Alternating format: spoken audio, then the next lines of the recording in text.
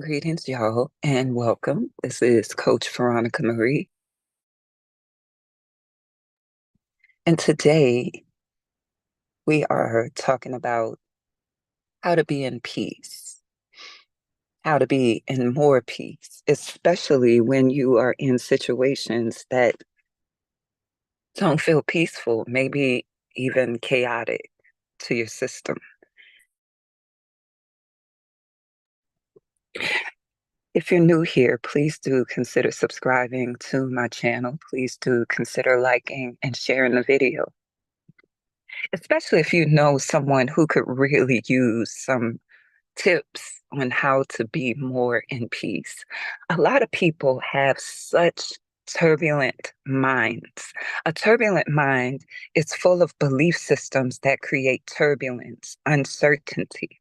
A turbulent mind is shifting and changing rapidly. A turbulent mind seems to be full of thoughts that the person does not want to have, wish they didn't have, wish they could escape.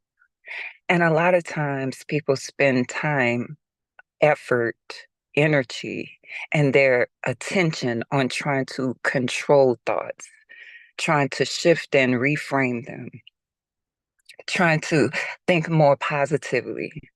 And none of that seems to work. And if it does, it's really temporary. They'll wake up in the morning with the exact same pattern again. Why is this? This is because if we are trying to access peace from the more what I call superficial layers of reality, those layers are not permanent. They are not necessarily in alignment with universal truth. They're easily changeable, shiftable. They're transient states of being, I would say. And so we have to tap in a little bit deeper or a lot deeper, depending on who it is, in order to understand that your turbulence in mind comes from your subconscious, your rather unconscious. It's your unconscious belief systems that collect thoughts around that belief. Right. And so whenever your belief systems are activated, the thoughts release. If you have a belief system that is activated around abandonment because someone is leaving or departing, then your belief system around abandonment, whatever it is, will activate and you will start having thoughts that you've always had about abandonment. You'll find that in every situation where you felt a person had abandoned you, you had the exact same thoughts, the exact same questions.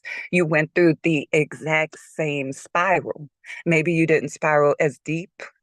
Maybe you didn't spiral as quickly, but you will find that the thoughts you think when that belief system is activated are common to your experience. That's a little bit of shadow work. Where do you hear yourself and where have you heard yourself speaking the same things, asking the same questions in similar situations with different people at different times? So if you were to try to change just the thought, you might be successful, but you would have to distract and cope to keep that going. Distraction and coping are not long-term roads to peace. They're temporary connections to a peaceful state, if it happens at all. What you would have to do is look into your beliefs around abandonment. A lot of those beliefs were formed when you were a child, when something was taken from you or someone left and you didn't understand why, and it left you in a state of unresolved energy. You'll find that that unresolved energy is still in you. So every time someone leaves, you get confused. You don't understand. You don't know why people keep doing this. Why am I never enough? Thoughts like this. It's an indication that you need to examine your belief system and see how this belief system not only is no longer applicable, it's inaccurate and it doesn't serve you as an adult. It's important for you to understand that your child mind created this belief system or your past self created it when you didn't have enough energy or awareness or information to do anything different or to reach any type of understanding.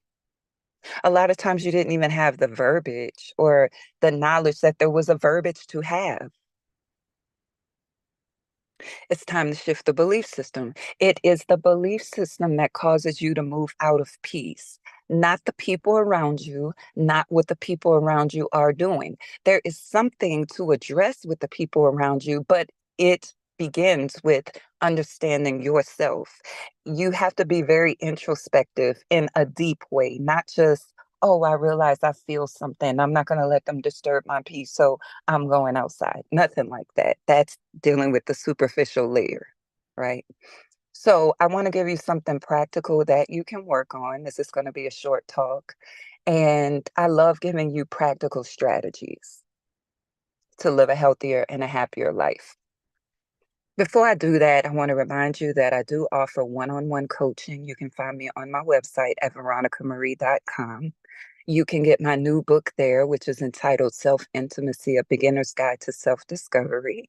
And that's for anyone who wants to take a deeper look into self so that they can share beautiful spaces with others. And currently, I'm working on a book entitled The Empowered Empath. Okay. So let's go into practical strategy. Number one,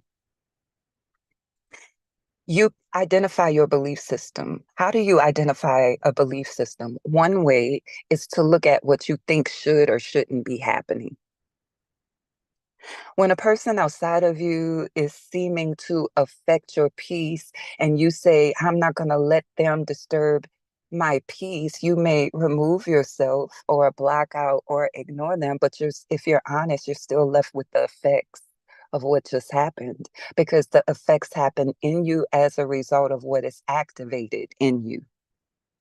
If you don't have an activated belief system, you will think nothing, therefore, you will feel nothing about it. But when your belief systems are activated, those thoughts release into your awareness, you begin to think them, and then you experience the emotion that are associated with those thoughts and also that belief system. So, what do you think should or should not be happening? It's important for you to understand that your belief systems are for you to navigate your life, not other people. The moment you try to project what you feel should or should not be happening onto another person, you're going to create suffering within yourself. Let me give you an example. There could be a person sitting on the side of the road, just uttering vulgarity and all kind of things, right? But if you find no significance through your belief system that this person should be doing something else because you don't know them, you don't know their story, you're not putting your attention on them, they're not affecting you, then you don't have any significant thoughts of disturbed peace because this person is sitting on the side of the road doing that. Your peace is not disturbed. Why? Because you don't have an activated belief system. But let a family member come into the room doing something you feel they shouldn't be doing, then you're going to find that that disturbs your peace. And what is actually disturbing your peace? The person? No. Because the people could be doing the exact same thing, but it's your belief system that gets activated by the person that disturbs your peace. So again, understand your belief systems are for you to navigate your life. Those belief systems are there to guide you in aligning with others who believe the same thing so that you can create a synergistic connection. Your belief systems are not for you to look out into the world and judge others or try to tell others what they should or shouldn't be doing or create suffering with them. They're not even there for you to create suffering within yourself. You need to understand your interpretations of things. This matters. Okay. Because by your belief systems, you begin to interpret. Well, how do you identify your interpretations? Well, usually one way is to look at what the meaning of what happened or the meaning that you derive from what is being said or done. So, for example, they hung the phone up. That means what to you? You may say, that means they disrespected me, and I'm not going to let them disrespect me anymore. Did their hanging the phone up disturb your peace? No. Your interpretation of disrespect, and you may believe that everyone should respect you. Now, your activated belief system is churning out thoughts, scenarios, and you are interpreting and becoming more and more suffering and struggling. Then you want to act, perhaps, to tell the person they shouldn't be disrespecting you and they better not. And you want to, match energies, go passive aggressive, yell, scream, whatever it is that you do, because you want them to stop. You want them to do something else. You want to impose your belief system on their reality. But that's not what your belief system is there to do. Your belief system is there to tell you that I love to be respected. I enjoy being respected. And I believe that others who respect and enjoy me are welcome into my world. Therefore, I align with those beings.